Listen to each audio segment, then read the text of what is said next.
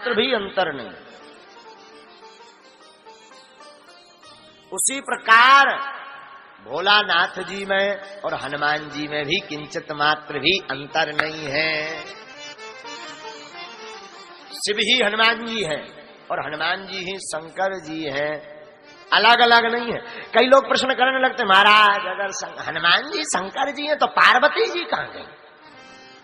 अकेले अकेले फिर रहेगा? नहीं, पार्वती जी भी है हनुमान जी के रूप में। सुनो नई बात, भोले बाबा जब जाने लगे, जब राम जी का अवतार होने वाला था तो भोले बाबा बोले अब तो देवी जी गौराय अपनो संहारो परिवार, अपने तो बंदरा बनेंगे।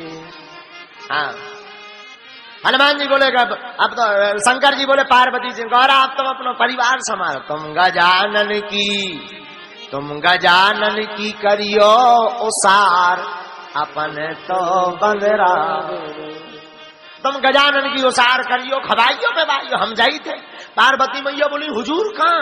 शंकर जी बोले अब तो हम बंदरा बन में डाल से डाल पे उछल भी। पार्वती मैया बोली महाराज हम तुम्हारे बिना ले ना पावी, तुम बंदरा हम बंदर क्या? हाँ, तो शंकर जी बोले नहीं नहीं नहीं, गड़बड़ हो जाएगा। क्या गड़बड़ हो जाएगा?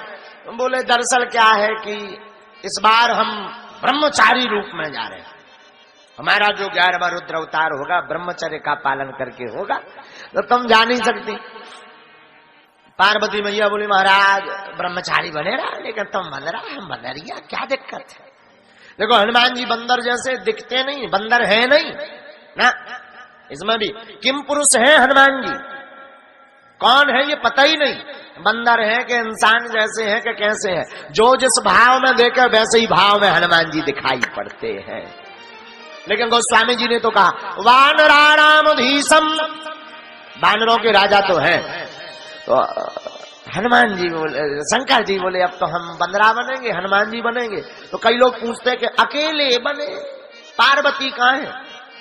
अरे जब जाने लगे तो शंकर जी बोले कि वैसे तो हमें बंदर बनना है, दो की जरूरत नहीं, एक ऑप्शन है।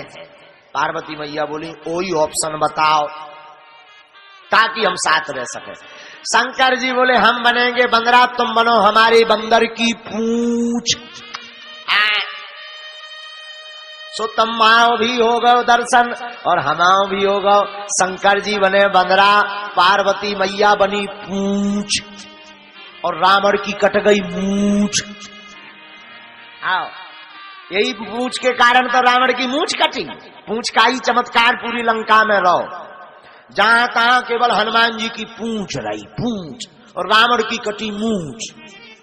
क्यों? हनुमान जी की पूंछ ने घर घर आगी लगा दी, उलट पलट लंका सब जारी। पत्रकार बोले रावण से आगी लग गई लंका में, रावण बोलो हव लग तो गई, हमें पता है, तुम चिंता ना करो। पत्रकार बोले मर रहे आदमी, रावण बोलो हव हमें पता है, जो मूर्ख आदमी हो तू ऐसे ही कान लगा, तुम चिंता ना करो, हमें पता है सब, तुम्हें क्या पता मर रहे आदमी? रावण बोले चिंता ना करो। और जब हनुमान जी वापस चलेगा तो जहां तहां केवल हनुमान जी की पूंछ। 4 आदमी भी बैठे राक्षस लंका में, बोले का यार भैया बंदरा बनो, खतरनाक है।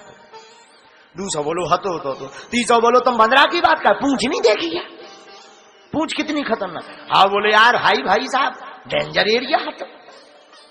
हाँ, तो रावण की मूंछ को हमारे बालाजी की पूंछ ने काटी। और लंका में 2 की तो लड़ाई रही, पूरे लंका युद्ध में 2 जन की लड़ाई रही, रावण की मूंछ की और बब्बाजू की पूंछ की। आओ, लेकिन रावण की मूंछ पर बब्बाजू की पूंछ भारी पड़ी। बोले क्या? बोले पार्वती मैया पूंछ बन करके आई। अच्छा पार्वती पूंछ क्यों बनी? अब पूंछ में आगे क्या लगी? आप विचार करो, कितनी अच्छी बात है। देखो नई बात है, पूंछ में आग क्यों लगी और पूंछ से ही आग क्यों लगाई? सुना, मां सती ने जानकी जी का जो है जानकी जी से पंगा लिया था। मां सती ने जानकी जी का अपराध किया था। क्या अपराध किया? जब राम जी वन में जा रहे थे, शंकर जी कथा सुन करके जा रहे थे, तो मां सती जानकी का भेष धारण करके गई थी। तो जानकी का अपराध किया और जानकी जी को निवास राम जी ने दिया था। तुम पावक मह करहु निवासा, तब लगी करहु निशाचर नासा। तो जानकी जी अग्नि में विराजमान थी, तो मां सती ही पार्वती बन करके आई और पार्वती मैया माफी मांगने के लिए ही अपनी पूंछ में आग लगवा करके जानकी जी से माफी मांगती है। तो लंका में अगर कोई खतरनाक रहो तो हमारे हनुमान जी महाराज, तो हम आपको बता रहे थे राम ही श्याम है और शंकर ही हनुमान है। दोनों में किंचित मात्र अंतर नहीं ना, किंचित मात्र अंतर नहीं,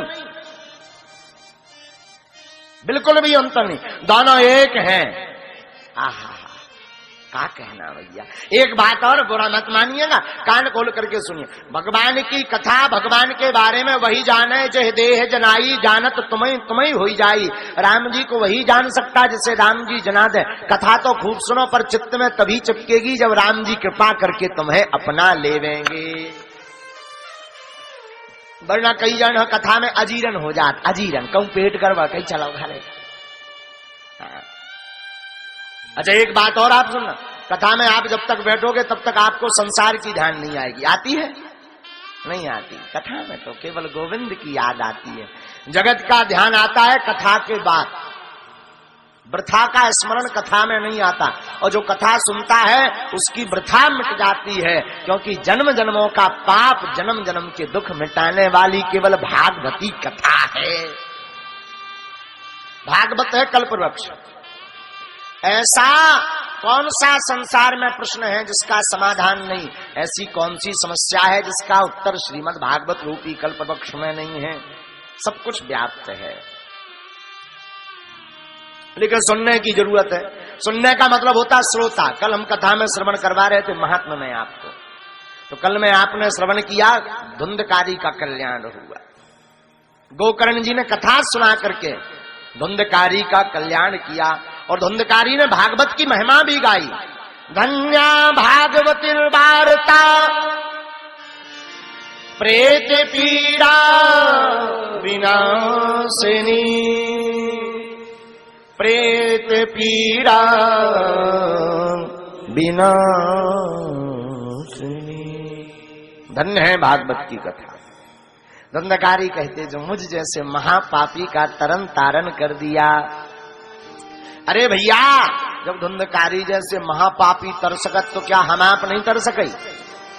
हम लोग भी तर सके अगर कथा सुने, जीवन में उतारे।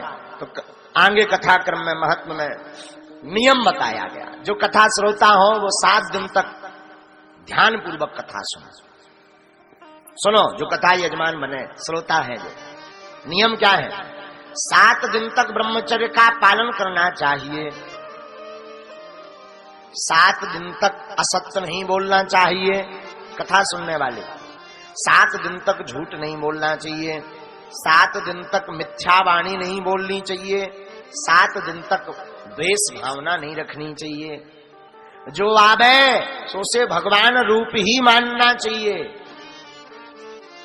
और जो साप्ताहिक कथा सुने उन्हें 7 दिन तक भूमि में शयन करना चाहिए।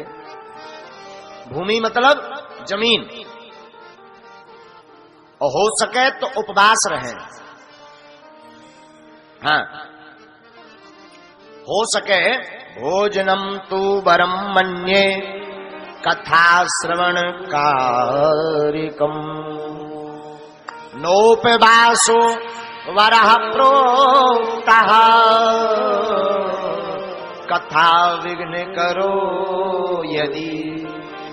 अल्प भोजन करो। अगर तुम्हें बीमारी है, शुगर वुगर भाई, तो कछु खा लो। इतना मत खाओ कि कथा के बीच में उठवो पड़े। इसलिए उपवास की महिमा है। कम प्रसाद है। भटा और कुमड़ा नहीं पाना चाहिए। जब तक कथा सुनने तब तक गुरु मंत्र का जाप करना चाहिए, अथवा 12 अक्षर का मंत्र का जाप करना चाहिए, तभी कथा फलीभूत होती है।